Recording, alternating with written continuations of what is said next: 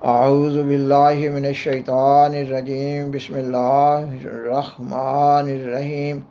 سامعین و ناظرین کرام، السلام علیکم ورحمۃ اللہ وبرکاتہ۔ آج کے پروگرام میں سیدنا حضرت محمد رسول اللہ خاتم الانبیاء صلی اللہ علیہ وسلم کا خطبہ حجۃ الوداع پیش کیا جا رہا ہے۔ 10 ہجری میں آپ صلی اللہ علیہ وسلم نے 1,24,000 صحابہ رضی اللہ تعالیٰ عنہم کے ساتھ اپنی زندگی کا آخری حج ادا کیا، اور اس موقع پر آپ صلی اللہ علیہ وسلم نے جو خطبہ دیا، آخری حج ہونے کی وجہ سے اسے خطبہ حجۃ الوداع کہا جاتا ہے۔ آپ صلی اللہ علیہ وسلم کے اس خطبہ کو حدیث اور اسلامی تاریخ کی کتب میں اس طرح درج کیا گیا ہے، یہ کہ حج کے دن حضور صلی اللہ علیہ وسلم عرفہ تشریف لائے، اور آپ صلی اللہ علیہ وسلم نے وہاں قیام فرمایا۔ جب سورج ڈالنے لگا تو آپ صلی اللہ علیہ وسلم نے اپنی اونٹنی قصوہ کو لانے کا حکم فرمایا۔ اونٹنی تیار کر کے حاضر کی گئی تو آپ صلی اللہ علیہ وسلم اس پر سوار ہو کر بطن وادی میں تشریف فرما ہوئے، اور اپنا وہ خطبہ ارشاد فرمایا جس میں دین کے اہم امور بیان فرمائے۔ آپ صلی اللہ علیہ وسلم نے خدا کی حمد و ثنا کرتے ہوئے خطبے کی یوں ابتدا فرمائی: خدا کے سوا کوئی اور معبود نہیں ہے، وہ ایک ہے، کوئی اس کا شریک نہیں ہے۔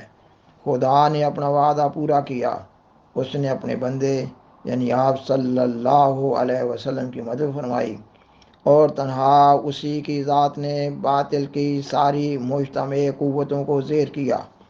لوگو، میری بات سنو، میں نہیں سمجھتا کہ آئندہ کبھی ہم اس طرح کسی مجلس میں یکجا ہو سکیں گے، اور غالباً اس سال کے بعد میں حج نہ کر سکوں گا۔ لوگو، اللہ تعالیٰ کا ارشاد ہے۔ اور پھر آپ صلی اللہ علیہ وسلم نے قرآن مجید کی صورت الحجرات کی آیت 15 تلاوت فرمائی، یہ کہ یا ایہا الناس انا خلقناکم من ذکر و انثی وجعلناکم شعوبا وقبائل لتعارفوا ان اکرمکم عند اللہ اتقاکم۔ یہ کہ اے انسانوں، ہم نے تم سب کو ایک ہی مرد و عورت سے پیدا کیا ہے، اور تمہیں جماعتوں اور قبیلوں میں تقسیم کر دیا کہ تم الگ الگ پہچانے جا سکو۔ تم میں زیادہ عزت و اکرام والا خدا کی نظروں میں وہی ہے جو خدا سے زیادہ ڈرنے والا ہے۔ اور پھر آپ نے فرمایا، نہ کسی عربی کو اجمی پر کوئی فوقیت حاصل ہے، نہ کسی اجمی کو کسی عربی پر، نہ کالا گورے سے افضل ہے، نہ گورا کالے سے۔ ہاں، بزرگی اور فضیلت کا کوئی معیار ہے تو وہ صرف تقوی ہے۔ انسان سارے ہی آدم کی اولاد ہیں، اور آدم کی حقیقت اس کے سوا کیا ہے کہ وہ مٹی سے بنائے گئے۔ اب فضیلت و برتری کے سارے دعوے، خون و مال کے سارے مطالبے اور سارے انتقام میرے پاؤں تلے روندے جا چکے ہیں، بس بیت اللہ کی تولیت اور حاجیوں کو پانی پلانے کی خدمات علی حال ہی باقی رہیں گی۔ پھر آپ صلی اللہ علیہ وسلم نے ارشاد فرمایا، قریش کے لوگوں، ایسا نہ ہو کہ خدا کے حضور تم اس طرح ہو کہ تمہاری گردنوں پر تو دنیا کا بوجھ لدا ہوا ہو، اور دوسرے لوگ سامان آخرت لے کر پہنچیں، اور اگر ایسا ہوا تو میں خدا کے سامنے تمہارے کچھ کام نہ آ سکوں گا۔ قریش کے لوگوں، خدا نے تمہاری جھوٹی نخوت کو ختم کر ڈالا ہے۔ قریش کے لوگوں، خدا نے تمہاری جھوٹی نخوت کو ختم کر ڈالا ہے، اور باپ دادا کے کارناموں پر تمہارے فخر و مباحات کی اب کوئی گنجائش نہیں ہے۔ تمہارے خون و مال اور عزتیں ایک دوسرے پر قطعاً حرام کر دی گئی ہیں۔ تمہارے خون و مال اور عزتیں ایک دوسرے پر قطعاً حرام کر دی گئیں ہمیشہ کے لیے۔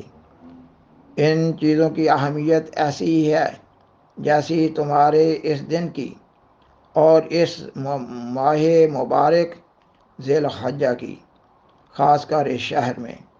تم سب خدا کے آگے جاؤ گے، اور وہ تم سے تمہارے اعمال کی بات پرس فرمائے گا۔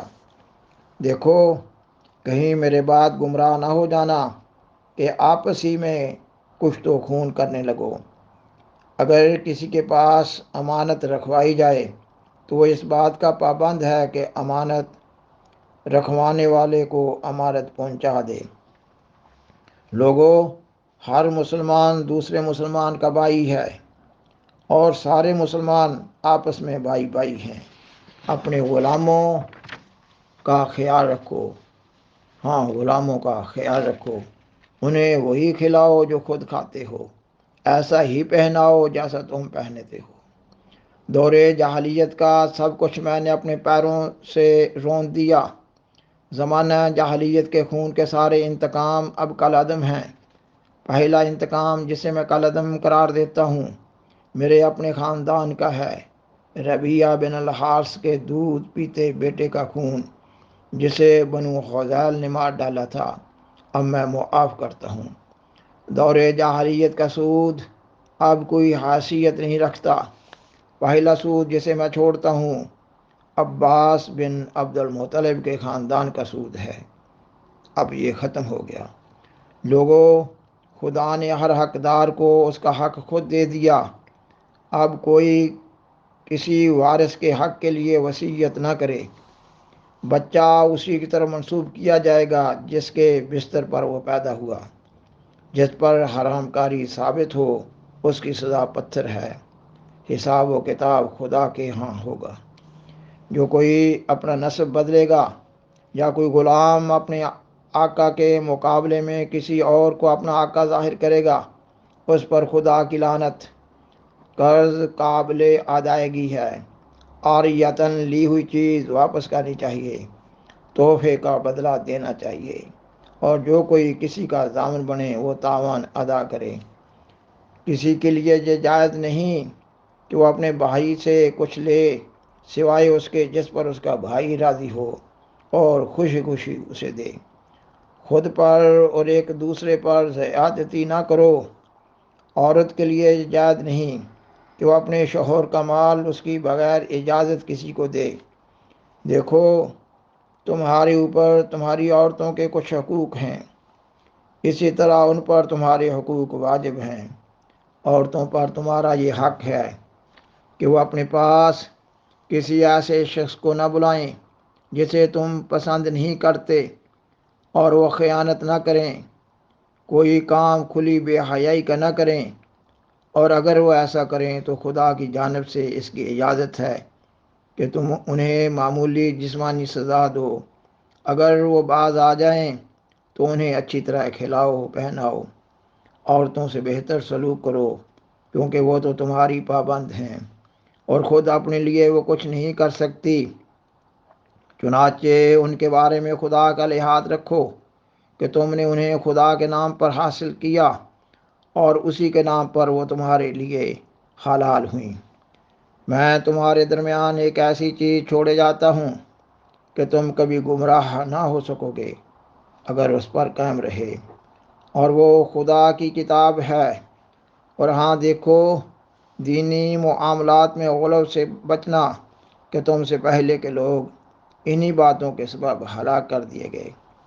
شیطان کو اب اس بات کی کوئی توقع نہیں رہ گئی کہ اب اس کی اس شہر میں عبادت کی جائے گی، لیکن اس کا امکان ہے کہ ایسے معاملات میں جنہیں تم کم اہمیت دیتے ہو اس کی بات مان لی جائے اور وہ اسی پر راضی ہے۔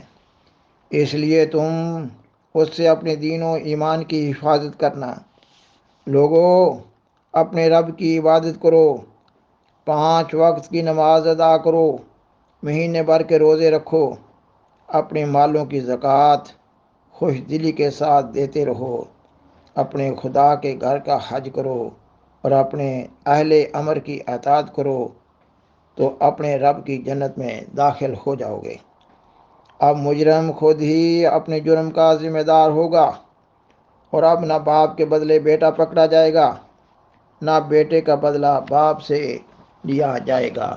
سنو، جو لوگ یہاں موجود ہیں انہیں چاہیے کہ یہ احکام اور یہ باتیں ان لوگوں کو بتا دیں جو یہاں نہیں ہیں، ہو سکتا ہے کہ کوئی غیر موجود تم سے زیادہ سمجھنے اور محفوظ رکھنے والا ہو۔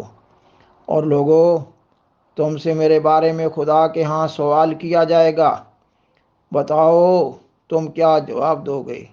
لوگوں نے جواب دیا کہ ہم اس بات کی شہادت دیں گے کہ آپ نے امانت یعنی دین کا حق ادا کر دیا، اور آپ نے حق رسالت ادا فرما دیا اور امت کی خیر خواہی فرمائی، اور آپ نے امت کی خیر خواہی فرمائی۔